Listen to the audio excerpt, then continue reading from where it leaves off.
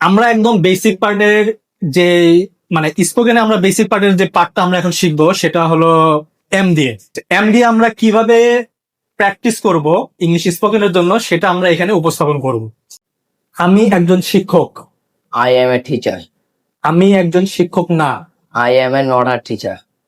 এখানে I am এ আগে আসবে না, I am not a teacher.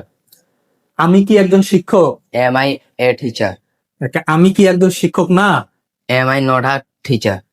কেন আমি একজন শিক্ষক? Why am I a teacher? Why M I a teacher, কেন আমি একজন শিক্ষক না? Why am I not a teacher? Why M I not a Teacher. Teacher. That's good. আমরা এইভাবে এম দিয়ে কোন একটা নাউনকে আমরা যদি যোগ করে এভাবে যদি আমরা প্র্যাকটিস করি বিভিন্ন ভেরিয়েশনে, নেগেটিভ, ইন্টারোগেটিভ, তারপরে interrogative negative, interrogative positive, WH word দিয়ে প্র্যাকটিস করি, তাহলে আমাদের স্পোকেনটা অনেক কি হবে, আমরা ফ্লুয়েন্ট হয়ে যাবে।